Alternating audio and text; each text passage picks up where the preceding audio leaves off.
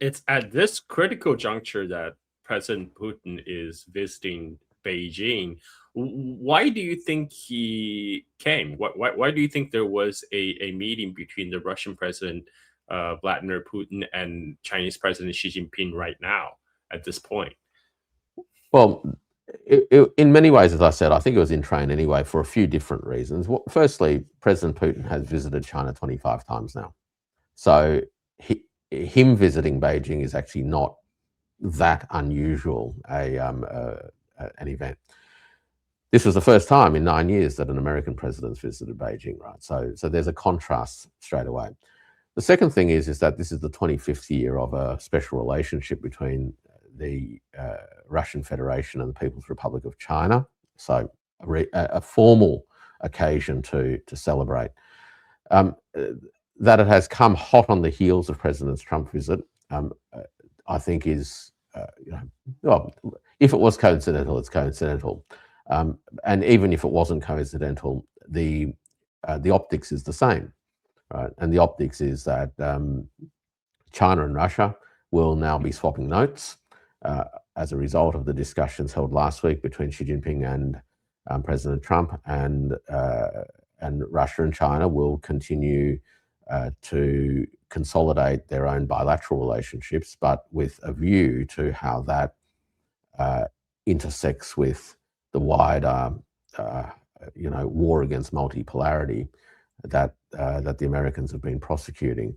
So that's important. The other thing too, remember Sergei Lavrov visited China about 3 weeks ago, to lay the groundwork for this trip. So we knew the trip was on.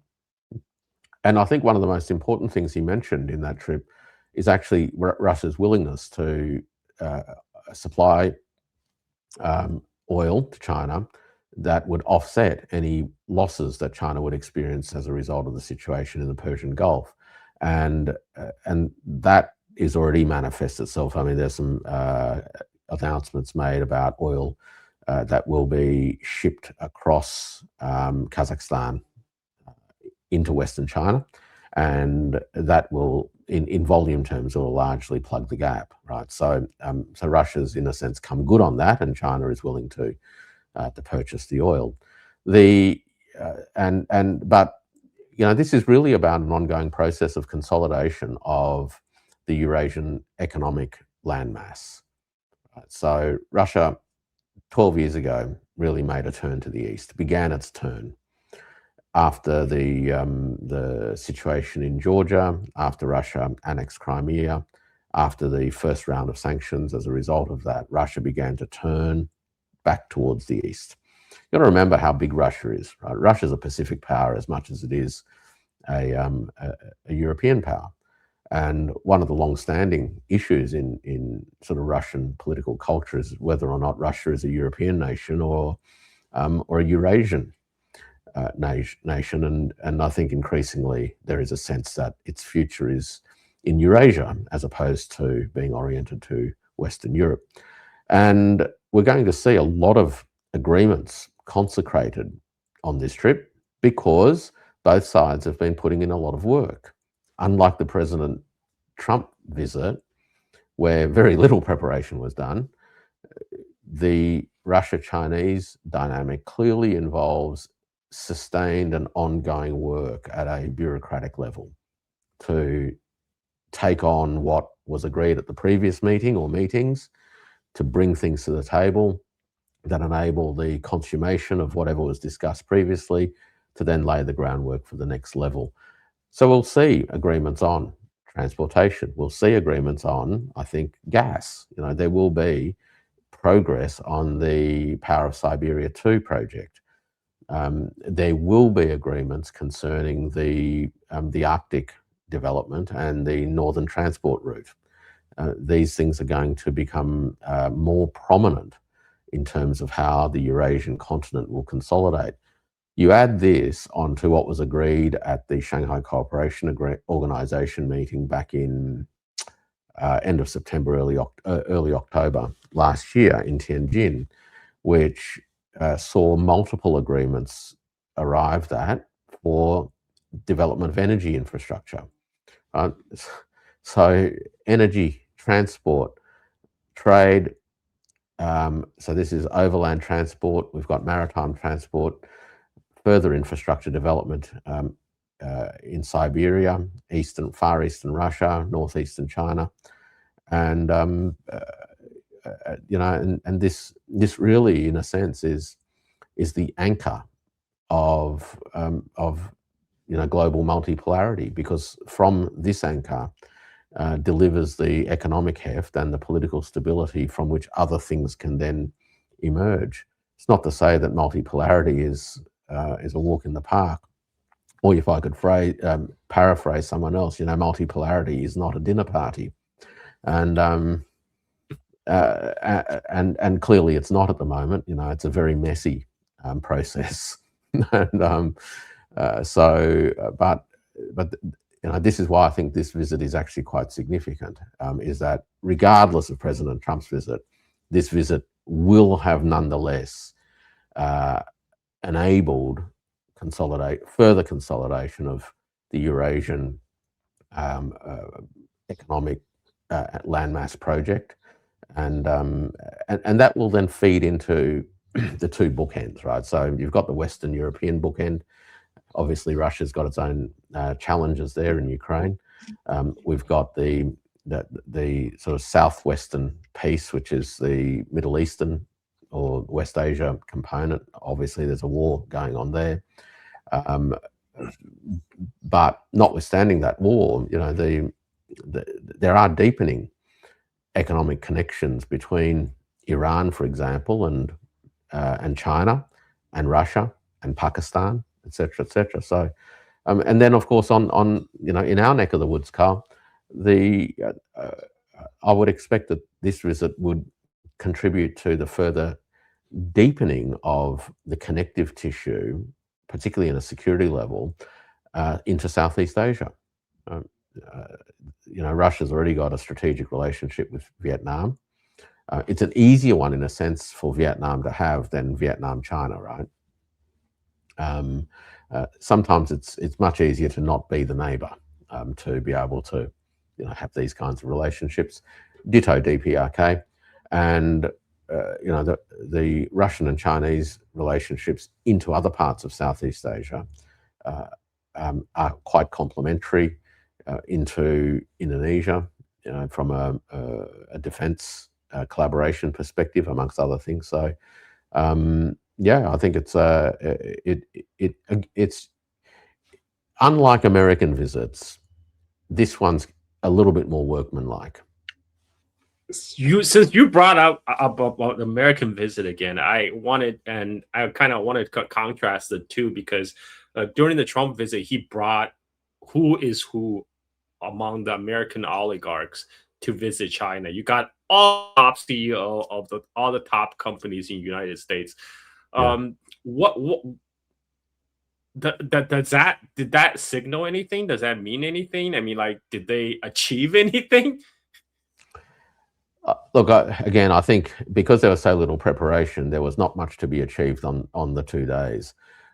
If anything was progressed, and if I was to again give a sort of a constructive interpretation of the 2 days, at the very least, it provided these oligarchs from the tech industry, finance industry, and other sectors an opportunity to meet directly, and sometimes for the first time, but not always, with important counterparts on the Chinese side, to advance mutual understanding of each other's positions, priorities, expectations, ambitions, etc., etc. If things will emerge from that, we're likely to see them emerge in time for Xi Jinping's visit to Washington at the end of September. There may be some more commercial agreements. We've already seen a few announced. The agricultural ones, for example, is one. Boeing, I think, is now confirmed that the Chinese side is putting together a group to progress that in terms of finalising purchase arrangements and requirements, etc., etc. And I think that there are other problems. Clearly, technology, it's not a very simple set of issues to deal with, and in fact, given the nature of American politics at the moment vis-a-vis China and technology, it's highly improbable that there will be much movement there. President Trump really doesn't have much room to move, particularly in the lead up to midterm elections, where anything that appears to be a little bit soft on China would leave Republicans open to criticisms from the House Democrats. So it's a very difficult and narrow path at the moment for the Republicans and for the president, even if he did want to do something, right? The finance stuff is going to be, I think, one worth watching. China's capital markets is maturing. They're opening up. The institutional frameworks I think, are becoming more sophisticated as it better understands the nature of finance capital outside of the production processes themselves, whether it's a stock market, markets for derivatives, as well as the wealth management industry. And all of those American financial firms that tagged along on this trip, of course, would love a slice of the action.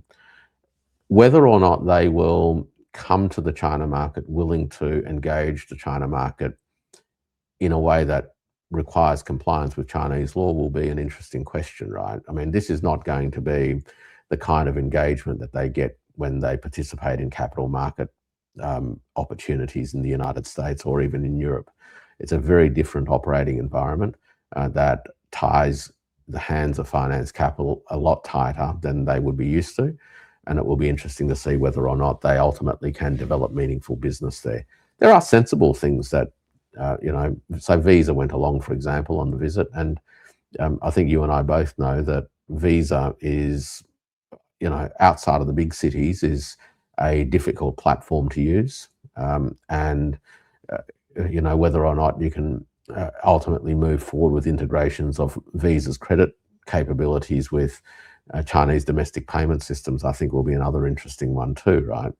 You can certainly link bank accounts and cards to some of these, but I think from Visa's point of view, they would love a much smoother process.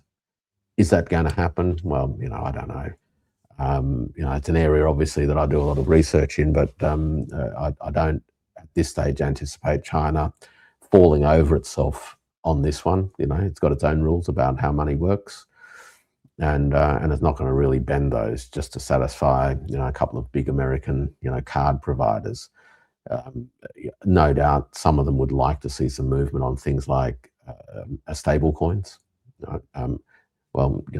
If they went to Beijing looking for joy on that front, I don't think they would have gotten any. They would have been better off going to Hong Kong. And so look, that was the sort of the commercial dimensions. Will anything happen? Well, let's see what happens in September. Maybe as a result of these people getting together, they might actually have constructive things that they can do. Maybe, or maybe not. So probably no Chinese EV in the United States in 2026. No, maybe probably not. But they are landing in Canada. Yes. Canada and Mexico. And Mexico, and you do hear, of course, out of Washington that cars, Chinese cars should, from Canada and Mexico shouldn't even be allowed into North America, into United States of America. Well, let's see what happens. It'll be interesting for people to buy or lease cars, EVs in Canada, and then come into the United States and notionally visiting. So it'll be a difficult one to police. I'm sure they'll work very hard at trying to police it. I also saw reports that Nissan is looking to export cars also into so this is a Japanese brand, into the Canadian market through its joint venture with a Chinese manufacturer, right? So I think it's increasingly obvious that Chinese EV makers have reached a point in market leadership that there is no catching them in this generation. And the only way, in a sense, to hang on is to find ways of collaborating on technology. And that's going to happen more and more. We see German firms doubling down actually on their investments in China.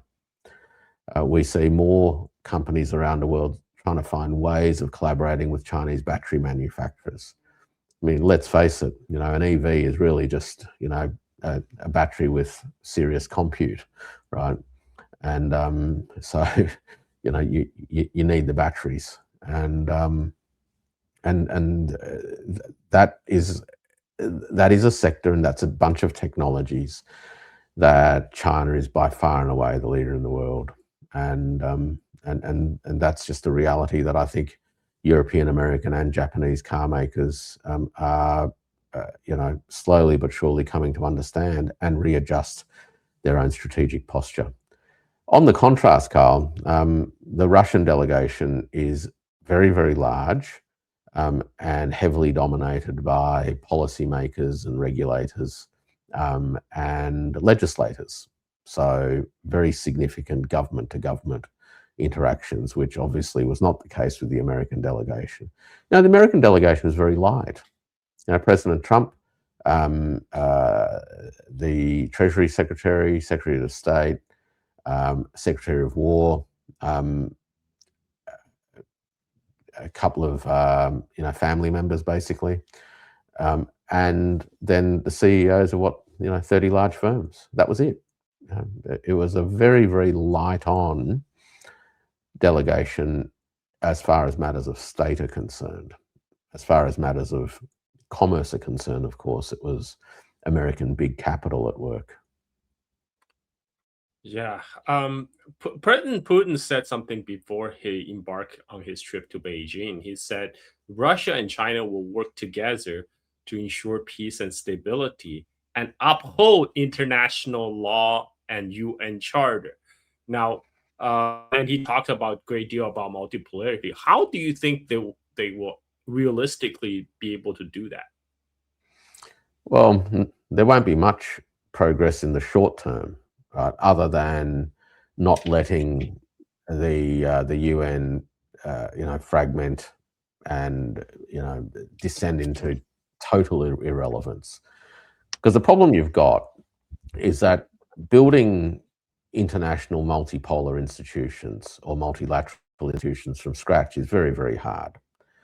And I think the practical reality is that both Russia and China and a whole bunch of other countries actually understand that as imperfect as the UN is, and it's a long way short of perfect, letting it go runs a greater risk, because if you've still got the semblance of an institution like that, you can at least reform it in time and rebuild new operating procedures and an operating culture. But if it disappeared altogether and you tried to, if you tried to piece Humpty Dumpty back together again, it's really too much effort with limited likelihood of success. So when I think they say that they will continue to support the UN and international law, the idea really is just to try and hold things together whilst all of this fluidity and turmoil takes place. So that, as things hopefully settle down over the next decade or so, the sort of cornerstone pieces of an institutional architecture for the next phase of global governance will be there, and they can leverage that to launch, I guess, global governance 2.0 on the back of the UN and on the back of the legacy and the institutions of international law. We have also discussed before, Carl, I think, that notwithstanding America essentially flagrantly disregarding most of all of this stuff, most other countries actually continue to operate within the parameters of international law, which means that, a good 180 or so countries are doing their best to operate within that system anyway. It is debatable whether Western European countries do. I think by and large they do, except when it comes to the question of Ukraine. Or Israel, right? But on many other things, they continue to operate, broadly speaking, within that operating environment. Look, the greatest failure of the UN really comes to the inability of the Security Council to ultimately, sustain order and minimize the risk of war, let alone being able to bring, conflicts, to heal. And the problem, of course, is that the conflicts involve members of the Security Council. When the conflicts involve non-members of the Security Council, whether as proxies or what have you, it's much easier for the Security Council to sort of sit there detached and aloof, dispensing power and authority. But when the conflicts involve, well, actually every member of the Security Council, directly or indirectly, it's impossible for it to do anything other than what it does at the moment, which is, of course, conduct itself at a performative level, but ultimately, in practical terms, it's paralysed. That's where it's at. Look, and there's other problems too, right? But I think that's your sort of core challenge.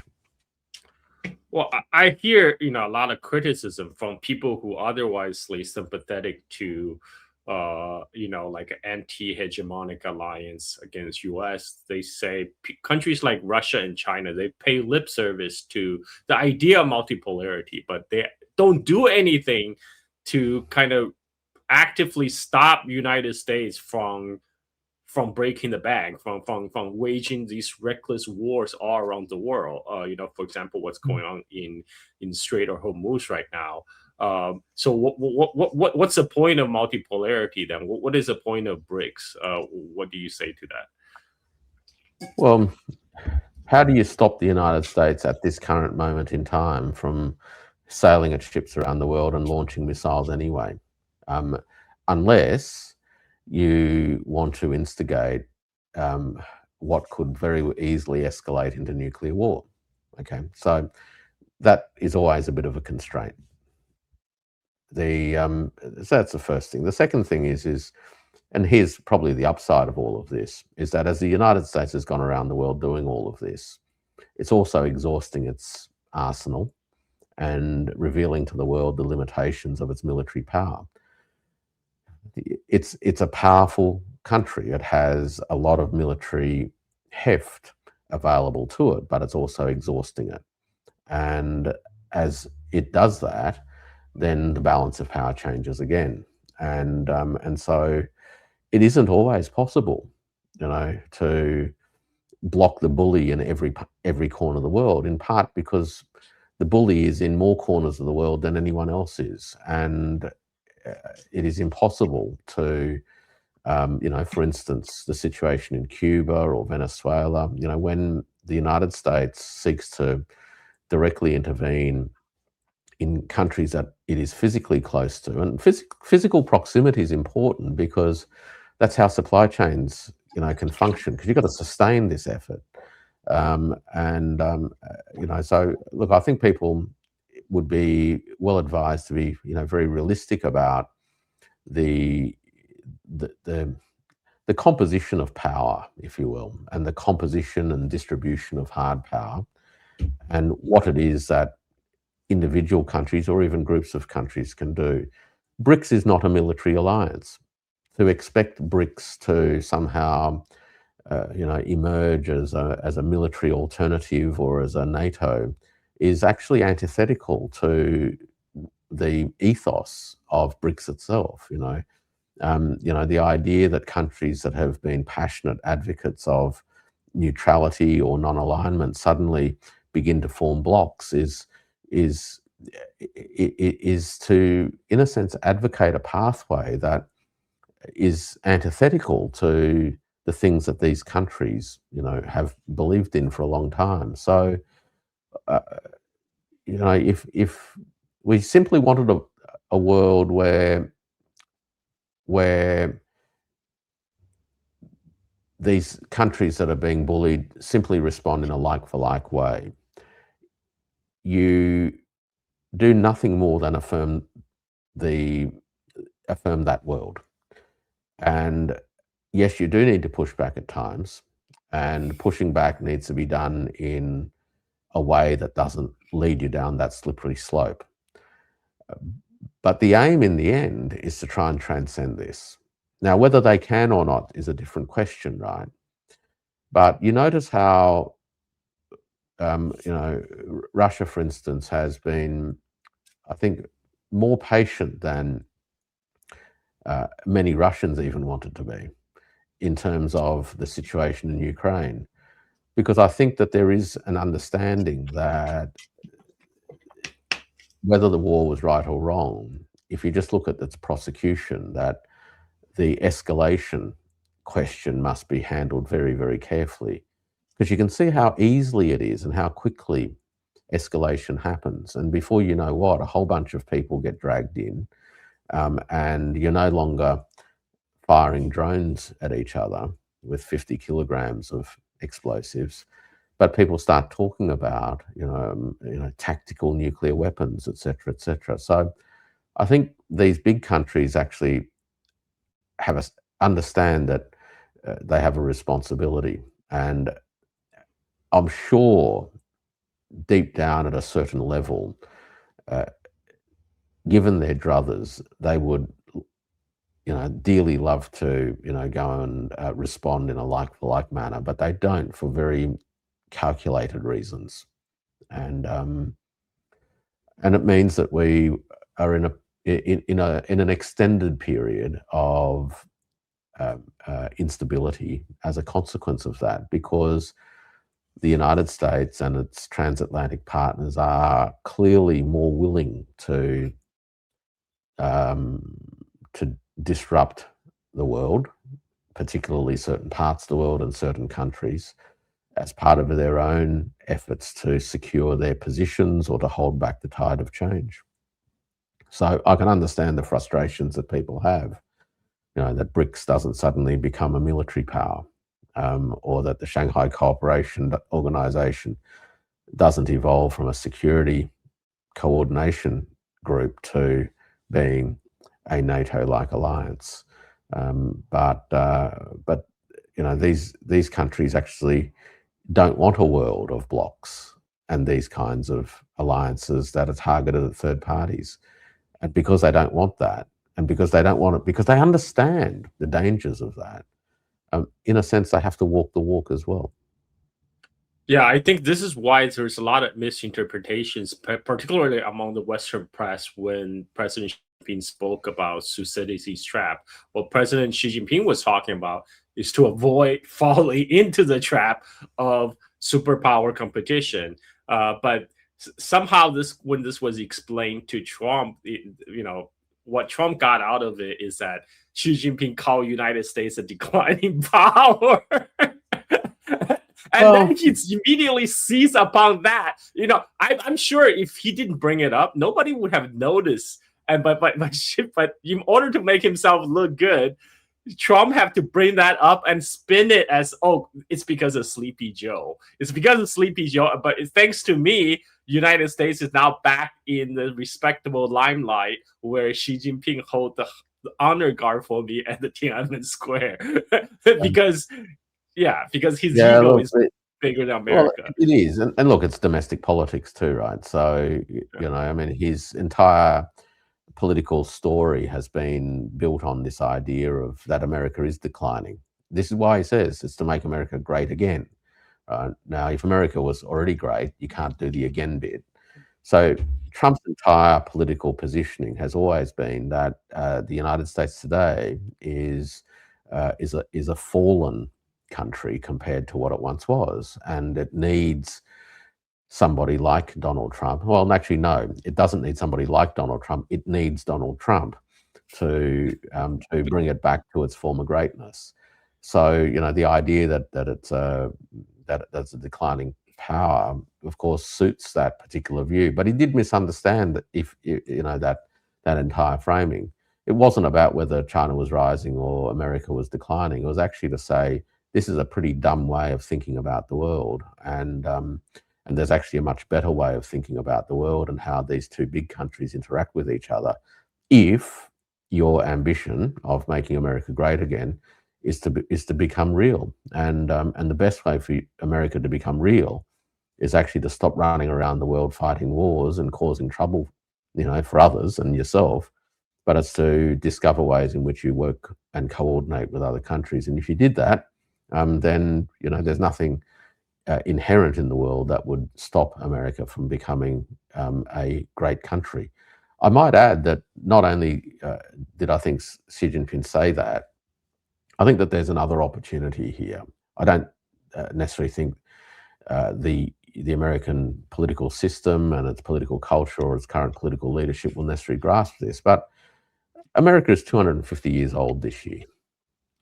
And the opportunity is not only to be rejuvenated as a great power, the real opportunity is to lay the first foundation stone of America being a genuine civilization, because it currently isn't one.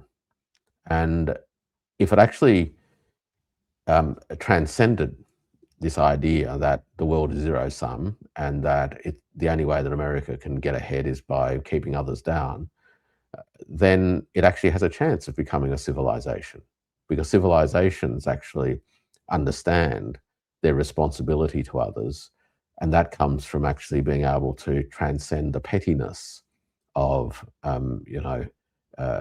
peer rivalry. Yeah, Western civilization would be a good idea. and thank you. On that note, thank you very much, Dr. Powell, for making your time to speak to us. If people want to follow your work, where would they go? WarwickPowell.substack.com, and that's probably the best place. Just go there. Thank you. Thanks everyone for tuning in. Make sure you follow Dr. Powell on Substack. And what about your books? What about your books? Your Hopeless salesman, aren't I? Yes, book. Thermoeconomics in a Time of Monsters, available on Amazon. So check it out. Yeah, check out Dr. Powell's books. Thanks everyone for listening. Until next time. Bye-bye.